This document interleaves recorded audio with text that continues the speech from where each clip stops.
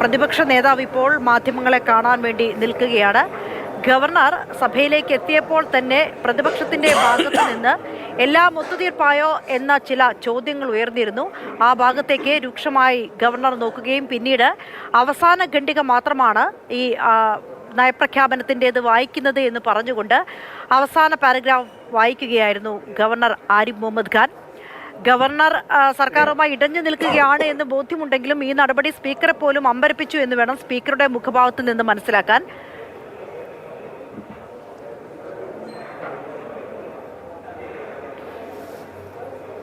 നയപ്രഖ്യാപന പ്രസംഗം നടത്താൻ ഭരണഘടനാപരമായി ബാധ്യതയുള്ള ഗവർണർ നിയമസഭയിൽ വന്ന് അവസാന ഖണ്ഡിക മാത്രം വായിച്ചു മടങ്ങിപ്പോയത് നിയമസഭയോടുള്ള പൂർണ്ണമായ അവഹേളനമായി ഞങ്ങൾ കാണുകയാണ്. നിയമസഭാ നടപടിക്രമങ്ങളോടും ഭരണഘടനാ നിർദ്ദേശങ്ങളോടും പൂർണ്ണമായ അവഗണനയും അവഹേളനവുമാണ് ഗവർണർ നടത്തിയത്. അതിൽ പ്രതിപക്ഷത്തിൻ്റെ ശക്തമായ പ്രതിഷേധം ഞങ്ങൾ അടയാളപ്പെടുത്തുകയാണ്. സർക്കാരും ഗവർണറും തമ്മിൽ കുറേ നാളുകളായി നടക്കുന്ന രാഷ്ട്രീയ നാടകത്തിൻ്റെ പരിതാപകരമായ അന്ത്യമാണ് ഇന്ന് നിയമസഭയിൽ നടന്നത്. യഥാർത്ഥത്തിൽ സർക്കാർ തയ്യാറാക്കി കൊടുത്ത ഈ നയപ്രഖ്യാപന പ്രസംഗത്തിൽ ഒരു കാര്യവുമില്ല. ഈ ഗവൺമെൻറ്റിൻ്റെ സ്ഥിതി മുഴുവൻ പ്രതിഫലിക്കുന്ന ഒരു നയപ്രഖ്യാപന പ്രസംഗമാണ് ഇന്ന് ഗവർണർക്ക് വേണ്ടി വായിക്കാൻ വേണ്ടി സർക്കാർ എഴുതി തയ്യാറാക്കി കൊടുത്തത്. അതിൽ കാര്യമായിട്ടുള്ള ഒരു കേന്ദ്ര വിമർശനവും ഇല്ല. യഥാർത്ഥത്തിൽ കേന്ദ്രത്തിനെതിരായി ഡൽഹിയിൽ സമരം ചെയ്യാൻ പോയ മുഖ്യമന്ത്രി കേന്ദ്ര ഏജൻസികളെ പേടിച്ച് പ്രക്ഷോഭണം സമ്മേളനമാക്കി മാറ്റിയ ദയനീയമായ കാഴ്ചയാണ് കണ്ടത്. ഞങ്ങളെ ക്ഷണിച്ചത്, പ്രതിപക്ഷത്തെ ക്ഷണിച്ചത് കേന്ദ്രത്തിനെതിരെ സമരം ചെയ്യാനാണ്. ഒരുമിച്ച് സമരം ചെയ്യാൻ ഞങ്ങൾ തയ്യാറല്ല എന്ന് പറഞ്ഞു. അപ്പോൾ ഒറ്റയ്ക്ക് സമരം ചെയ്യും എന്ന് LDF പ്രഖ്യാപിച്ചു.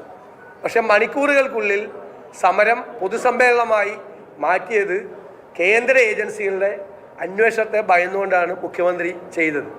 സത്യത്തിൽ ഈ നയപ്രഖ്യാപന പ്രസംഗത്തിൽ ധനകാര്യ സംബന്ധിയായ ചില കാര്യങ്ങൾ പറയുന്നു എന്നല്ലാതെ കേന്ദ്രത്തിനെതിരായ കാര്യമായിട്ടുള്ള ഒരു വിമർശനവും ഇതിനകത്തില്ല.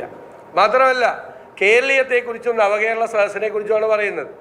ഈ കേരളീയത്തെ സംബന്ധിച്ചും നവകേരള സദസ്സിനെ സംബന്ധിച്ചും എത്ര സ്പോൺസർഷിപ്പ് കിട്ടി, എത്ര രൂപ ചെലവായി എന്ന് വിവരാവകാശ നിയമപ്രകാരം ചോദിച്ചിട്ട് പോലും കണക്ക് കിട്ടുന്നില്ല. കണക്ക് കിട്ടാതെയുള്ള കൊള്ളപ്പിരിവും വ്യാജ പിരിവും ഒക്കെ നടത്തിയ പരിപാടിയാണ് കേരളീയവും നവകേരള സദസ്സും. അതുപോലെ ലൈഫ് മിഷനെ പറ്റിയുള്ള പരാമർശം നടത്തുന്നുണ്ട്. എങ്ങനെയാണ് ലൈഫ് മിഷനെ പറ്റി ഗവൺമെൻറ്റിന് പറയാൻ പറ്റുന്നത്? 717 കോടി രൂപ ഈ വർഷം അനുവദിച്ചിട്ട് അതിൽ 18 കോടി രൂപ മാത്രമാണ് കൊടുത്തത്. ലൈഫ് മിഷൻ എന്ന് പറയുന്ന ഭവന നിർമ്മാണ പദ്ധതി കേരളത്തിൽ പൂർണ്ണമായി തകർന്നു. 1ാം ഗഡുവില്ല, 2ാം ഗഡുവില്ല, 3ാം ഗഡുവില്ല. സപ്ലൈകോയിൽ വരുത്താൻ പോകുന്ന മാറ്റങ്ങളെക്കുറിച്ച് പറയുന്നു. സപ്ലൈകോയിൽ സബ്സിഡിയുള്ള 13 നിത്യോപയോഗ സാധനങ്ങളും ഇല്ല. 4 മാസമായി ഒരു കരാറുകാരനും ടെൻഡറിൽ പങ്കെടുക്കുന്നില്ല. 6 മാസമായി അവർക്ക് കൊടുക്കാനുള്ള തുക 1500 കോടി രൂപയാണ്. 4000 കോടി രൂപയുടെ ബാധ്യതയിലാണ് സപ്ലൈകോ നിൽക്കുന്നത്. സപ്ലൈകോ എന്ന് പറയുന്ന വിലക്കയറ്റം ഉണ്ടാകുമ്പോൾ പൊതുവിപണിയിൽ ഇടപെടുന്ന നമ്മുടെ അഭിമാനകരമായ സ്ഥാപനം തകർന്നുപോയി. അതുപോലെ പെൻഷനെ കുറിച്ച് പറയുകയാണ്, സാമൂഹ്യ സുരക്ഷാ പെൻഷനെ കുറിച്ച്. 5 മാസമായി സാമൂഹ്യ സുരക്ഷാ പെൻഷൻ കൊടുത്തിട്ട് ഇതിലെ പെൻഷൻ കിട്ടാതെ ഒരാൾ ആത്മഹത്യ ചെയ്യുന്ന സംഭവം വരെ കേരളത്തിലുണ്ടായി. ലക്ഷക്കണക്കിന് ആളുകൾ മരുന്ന് മേടിക്കാൻ നിവൃത്തിയില്ലാതെ, ഭക്ഷണം കഴിക്കാൻ നിവൃത്തിയില്ലാതെ ഈ പെൻഷനെ മാത്രം ആശ്രയിച്ച് കഴിയുന്ന ഭിന്നശേഷിക്കാർ, വൃദ്ധരായ ആളുകൾ, അഗതികൾ, വിധവകൾ, സമൂഹത്തിൽ ആരോരുമില്ലാത്ത പാവങ്ങൾ. പ്രതിപക്ഷ നേതാവിന്റെ വാക്കുകളാണ് കേട്ടത്.